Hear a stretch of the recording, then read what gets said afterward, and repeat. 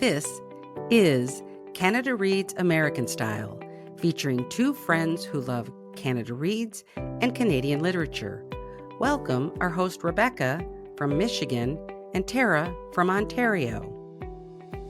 Hi everyone, it is Rebecca and Tara, and today the podcast is going to be our annual holiday books, and these are from Tara because I don't really read or focus on holiday books, but Tara has given us over the last few years great titles that I know people have enjoyed hearing about. So we're going to do that again today, right? Yeah, we are, because I'm like in the holiday mood, which is not unusual, but I'm like really for mid-November, I'm like, I'm ready for Christmas.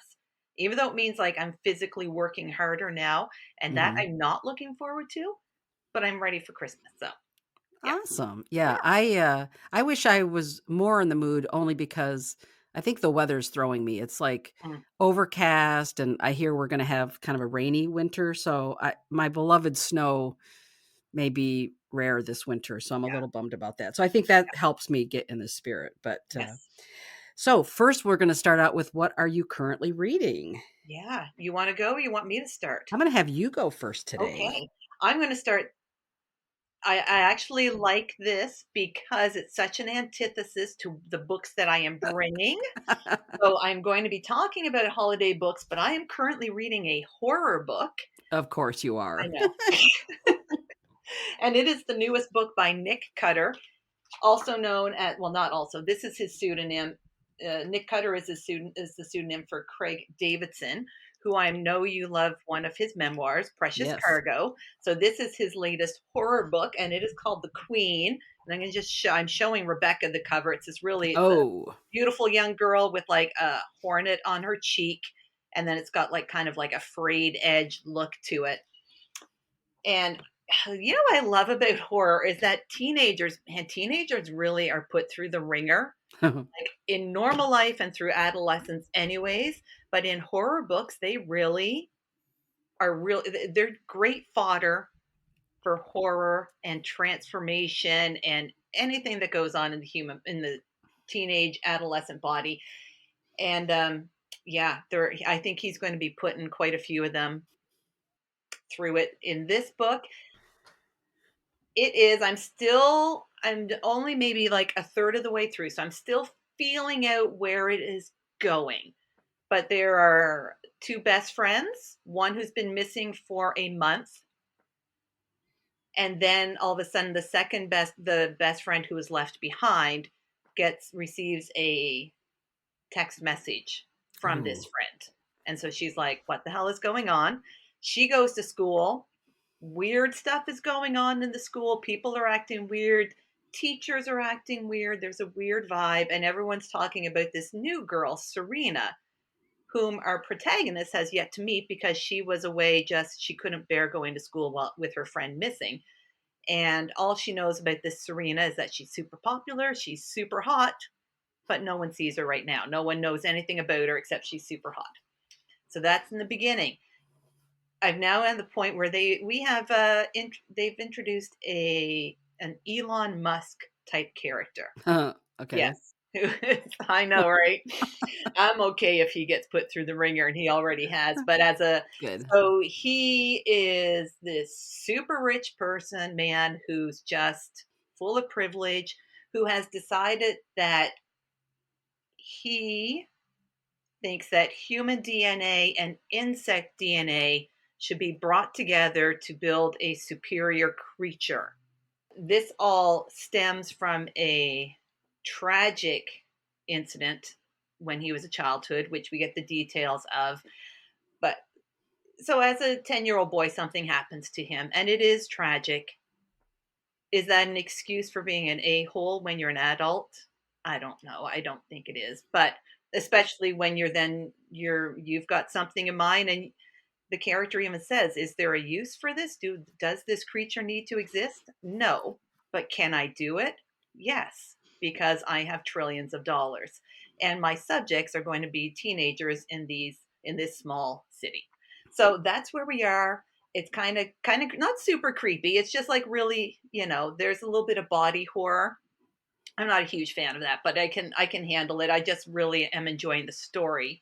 What I like about Nick Cutter's books too, as I'm reading this, is we always hear a lot of Canadian authors who are trying to make it into American mainstream, the publishing scene in the US, place their books in the US, right? Or else like some Oh, yeah. place that could be the US, it could be a city in the US, it could be Canada, but it's not specifically Canada. He does not do that. He's from St. Catharines himself, and his books are very much placed in St. Catharines or the surrounding Ooh. area. Like he names landmarks and street names, and I love that he's just kind of, and he's well known in the horror genre, and he's like, I'm a Canadian writer. It's gonna be placed in Canada. I like that. I like that too because, I can't remember if it was you and I were talking about this or it probably was, but the idea that somehow, or it might have been a podcast I was listening to, that somehow Americans won't read about Canadian settings. And I just Yeah, think, okay, first of all, if that's true, what the you know what I mean? Seriously, to American readers, come on, yeah, don't be so stupid. But if it's not true, or if they're projecting that that's how it is, well, they need to stop it because we readers read about any setting. I mean, that just is crazy. Ugh, it is. it's I just think it's annoying. not giving readers enough credit. Exactly. Yeah, Well, and then the other thing I just want to mention about this is you and I were talking the other day, and I mentioned about how I really liked Craig's book, Precious Cargo, which had been on Canada Reads, and I read it and I loved it, absolutely loved his memoir. I thought it was funny. I thought it was beautiful. And then I said to you, "Oh, I don't know what happened to him. He hasn't written anything." And that's when you told me he has this great success as a horror writer under another name. I'm like, "Well, hell, I didn't know that at all." yeah. And he even has a under his own name another book that I think you would really like, the Saturday Night Ghost Club, Oh, which is not like it's not like it sounds. It's not like a spooky story. It's really yeah. good. And another one, Rust and Bone, which again, both are set in the St. Catharines, Niagara Falls area. Oh, okay. Great books. Yeah. Yeah. So I learned something new this week, so I'm very happy about that. And maybe I will read one of his books. I did read, I've read Stephen Graham Jones now and somebody else, some other horror, a few other horror books and enjoyed them. So maybe I think maybe you I'll could do it. read Nick Cutter. Yeah. I think you could do it. He has one that's set on a an island off the coast of PEI. That island Ooh. doesn't exist, I don't believe. But Yeah. they are again very Canadian I love geographically. that. Yeah. Yeah. Oh, I love that. Now, anything else you're reading or is that pretty much? That is pretty much it for the moment. What about you? So I am reading I'm still reading, and this one is it's called Recollections of My Nonexistence by Rebecca Solnit, and it is, I guess, kind of I thought it was essays, but it's not really essays. Well, I don't know. It's a weird mix of memoir and essay kind of style, I guess, but it's very feminist, and I am loving it, but it's making me enraged. I Yes. feel rage, female rage, Yeah. and so I'm really loving it, but I think I'm going to take my time with it. So I might be reading this one for a while, and that's okay. And then I'm going to start because I don't know how many weeks left now before the end of the year to finish my goal of 12 classic women authors. So I have 5 more books to read. So today I will be starting Passing by Nella Larsen. And this was recommended to me. And it is a let's see here. It's Irene Redfield is a Black woman living an affluent, comfortable life with her husband and children in the thriving neighborhood of Harlem in the 1920s. And I just did not realize how many sort of classic titles there are by Black authors at a time period in the US history that I can't believe they were even published or given a voice because of the nature of racism and everything in the US. So I'm loving this genre. There are just so many books to read. And I had read The Street by Ann Petry, which I loved. So I kind of feel like this just continues to add to this. And one of the books I'm going to read by the end of the year is I Know Why the Caged Bird Sings. You read it, you loved it. I've never read it, Yeah. and I think, how have I never read it? And so that will be another one that I'll read sometime this year as well. So Yeah. that's kind of what I've been working on. Excellent. I actually love that you've found these Black female authors that you didn't realize existed, especially at that time period. Like Exactly. that is very cool. Yeah. And in fact, when I started looking, because I wanted to make sure my list was balanced.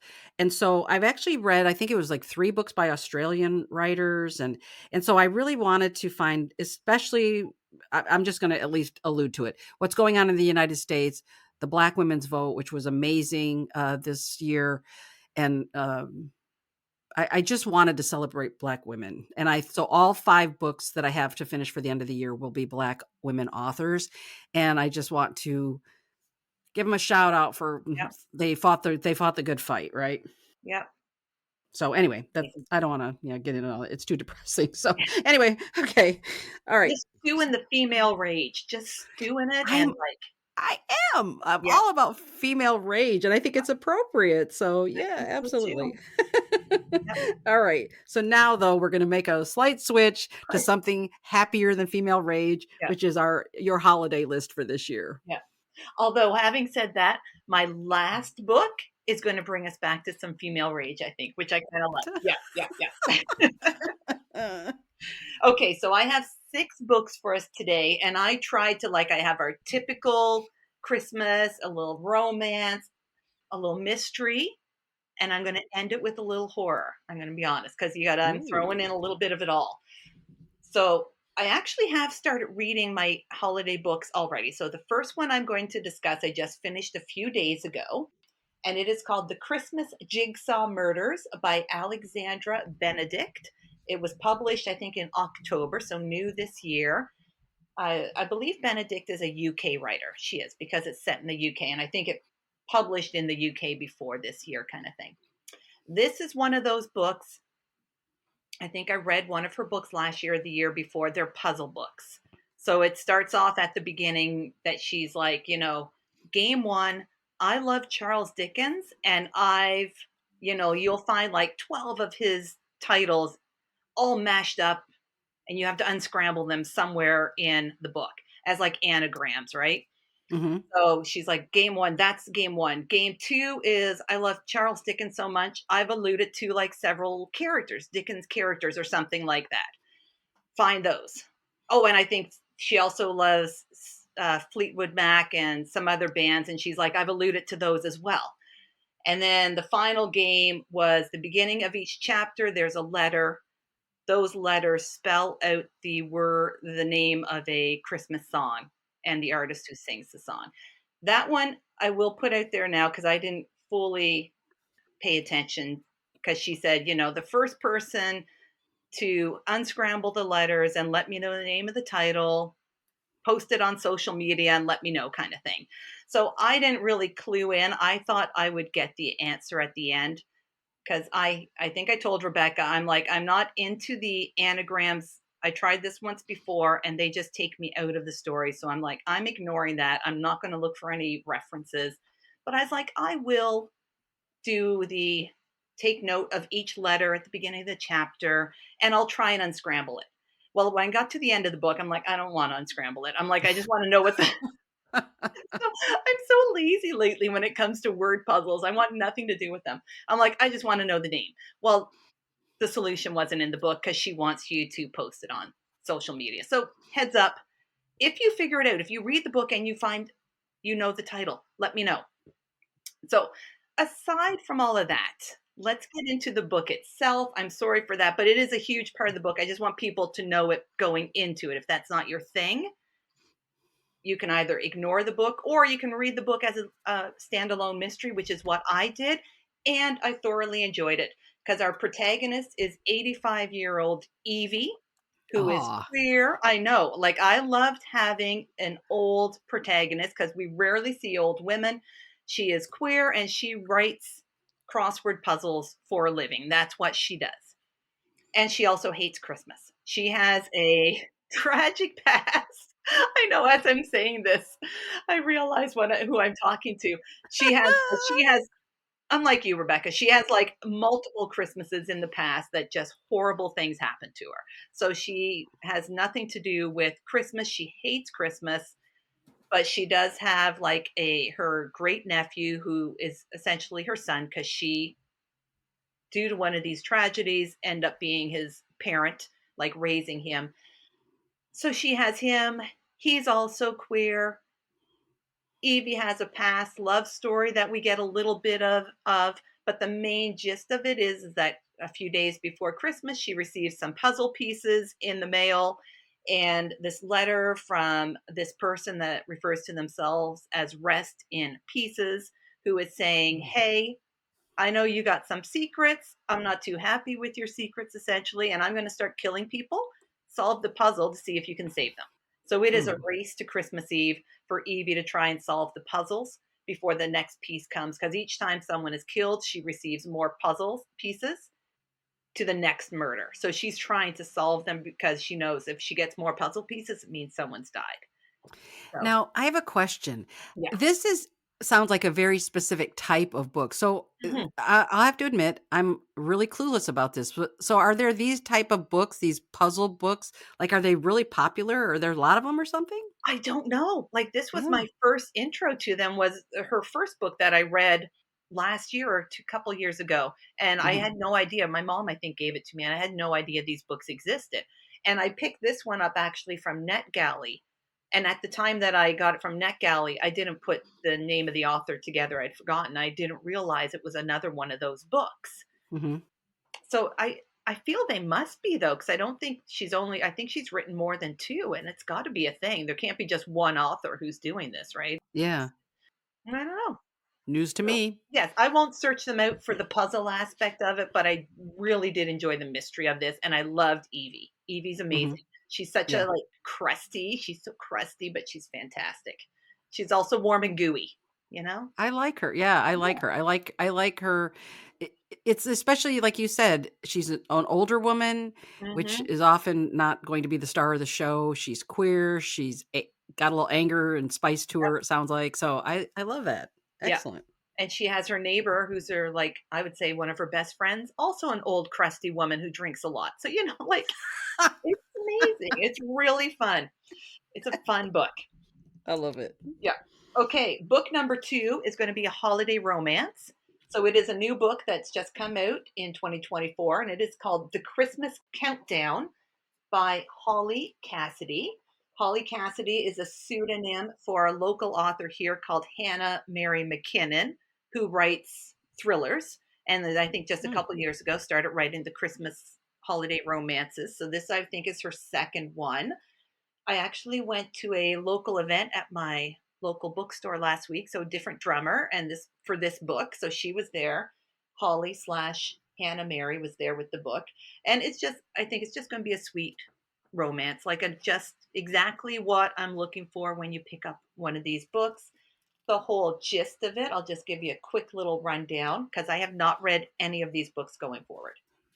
All Callie wants for Christmas is to hibernate. She does not want to go home to celebrate because for the holidays, considering her ex will be right next door with his new perfect partner because her ex was her childhood sweetheart that they'd grown up side by side. So she kind of wants to have nothing to do with Christmas, but she has a meddling sister, Anita, who won't let her give up on life, love, and Christmas. She stages a Christmas intervention for Callie with a homemade advent calendar challenge, which gives her tasks to do. Like, here's a piece of chocolate. Now go sledding on a at the local ski hill and talk to someone, kind of thing. Yeah. Sounds And sweet. during this, she comes face to face with a handsome, sweet as pie baker. Come on, that is pretty awesome.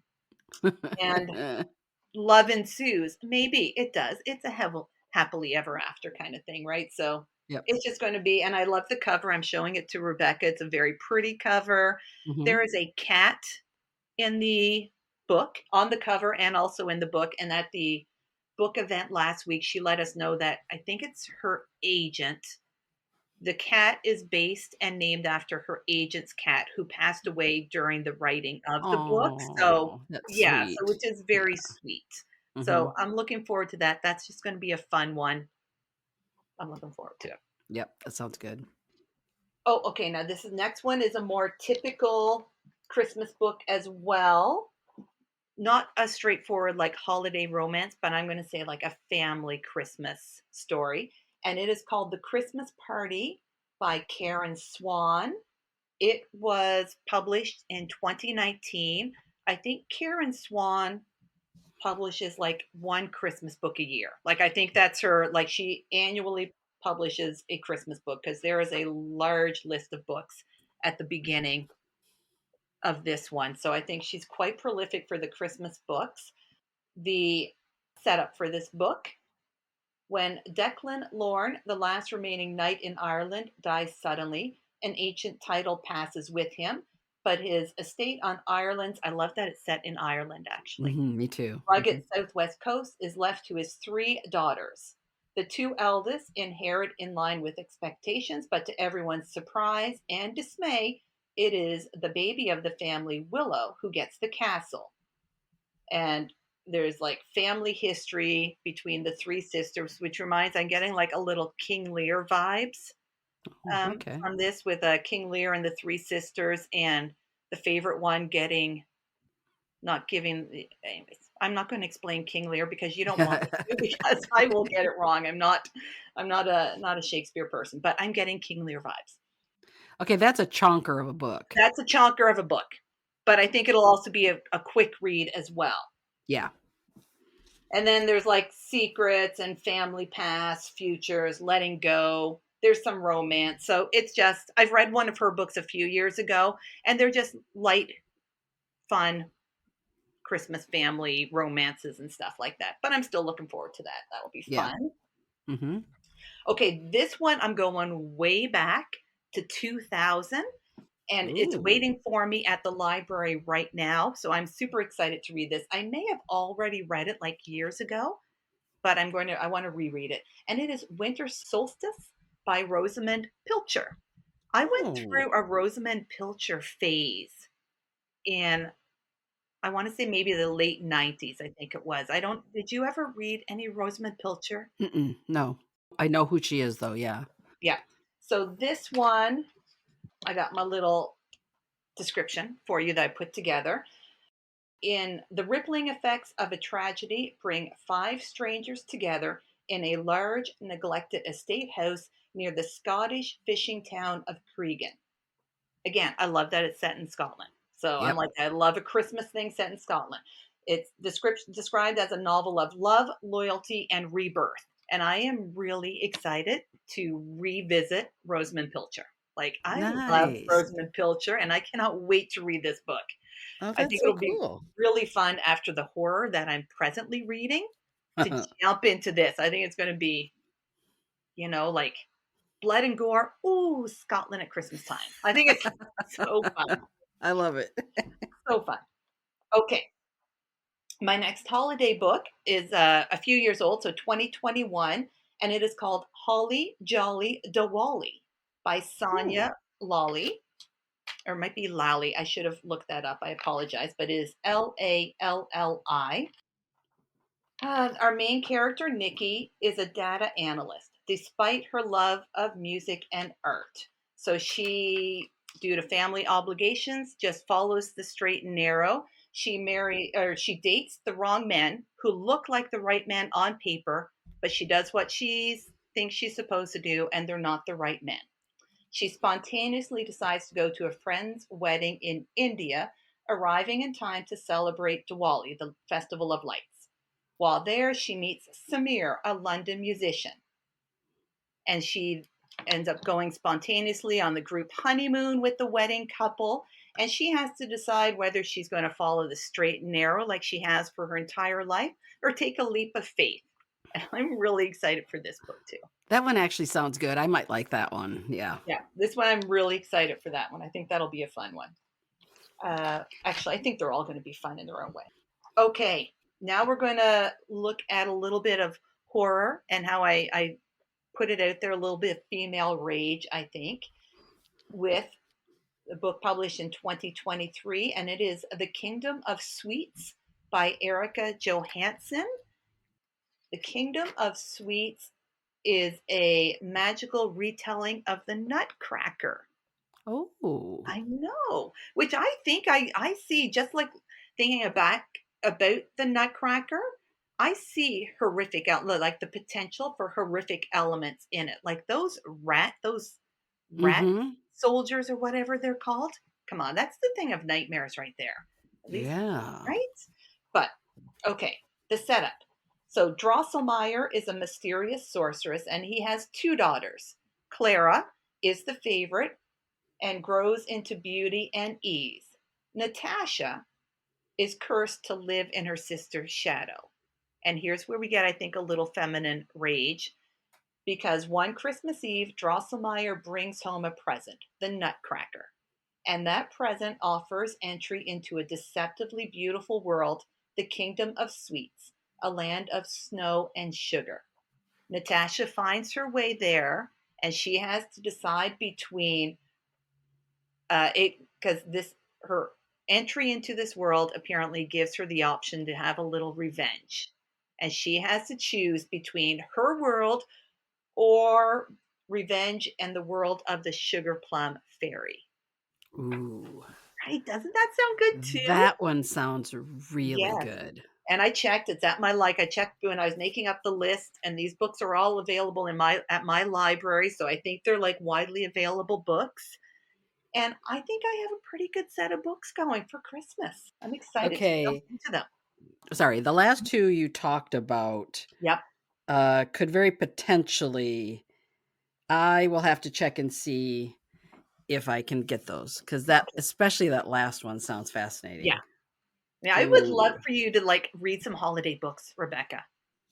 You know, that might be a good goal for 25 Hmm. to force myself to find some holiday books Yes. that I might enjoy. Yeah. And maybe That maybe this that'll be year, a good challenge. maybe 2024 is like maybe the Nutcracker book, The Yeah. Kingdom of Sweets. I mean, it's not your typical holiday book, but maybe it is the right holiday book to end your 2024. A little revenge, a little darkness, but in an alternate world. Do you know what I'm saying? Yeah, I'm just looking it up right now to see if my local library has it. So Mhm. let's see if they have it. Da, da, da, da, da, da, da. I'm not a singer. Okay, let's see. It is available at my library right now. Hmm.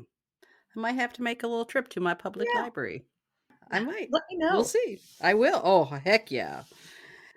Yeah, thank you. I think your Yeah, choices are really interesting because you really did do a nice mix. I think you've got something for everybody. yeah, That's a nice mix of characters and sort of stories. I really like this. yeah. You I mean, always do such a great job oh, with the thank you. holiday books, especially. Yeah. It would be super easy to pick like 5 or 6 holiday romances because Hmm. they're everywhere at this time. They're everywhere anyways, but at this time of the year, Yeah. like it would be easy to pick them. Yeah. But I think if I also read 5 or 6 holiday romances, I may never pick up another holiday book again, to be Yeah. honest. Like, I think it would be too much of the repetitive Hmm. for me. That's why I read like a literary book followed by a mystery, followed maybe a romance, and then a horror, back to a literary, because I like to Yeah. mix things up so I never get tired of the same genre. Right. And yeah, because you do a nice mix of fiction and nonfiction as well. So yeah, you are Yeah, definitely an eclectic reader, and that's I think your great strength. And I do think you've given us some great titles to work with this thank you. holiday season. Like, wish me luck getting it through them. I think as long as I don't get sabotaged by my own other library holds, I was gonna say. 'cause I think I know I have the winter solstice. Oh, actually, and I think Holly Jolly Diwali is actually waiting for me at the library too. I just saw today. Yeah. So that's okay. So this hopefully will be at a time frame that you can find these titles on the shelves at your library or at your bookstores to pick Mhm. up copies of them. But so I expect if you that you will want to read some of these, and if you do, let us know what you liked, what you Yes, enjoyed. yes. And if you have a favorite holiday book or author that you like to read, or reread, like send us an email, DM me on Instagram. Let me know if there's a book that you that you like to reread each Christmas. Let Oh, me know. nice. Right? Yeah. I've read A Christmas. Oh my God, why am I forgetting the name? Scrooge. Oh, Christmas Carol. Thank you. I Yeah. had Christmas Tale stuck in my head, and I'm like, Yeah. that's not right. A Christmas Carol. I've read that years ago, and I'm thinking in the next couple of years I would like to reread it. We'll see. But then I keep like a little list throughout the year if I hear of a good Christmas book, and I add it to my list. So I also have like a couple of retellings on that list, which will potentially be reading in the years to come. So I've never read A Christmas Carol, so I should probably do that. yeah, That might be a next year. good. Yep, I'll do that next year maybe. So we'll see. Okay. Thank you, everyone, and happy reading. Thank you for joining us on our bookish journey. If you enjoyed this episode, please consider subscribing, rating, and reviewing Canada Reads American Style wherever you listen. You can connect with the podcast and Rebecca on Instagram at Canada Reads American Style and with Tara at On a Branch Reads. Until next time, keep reading.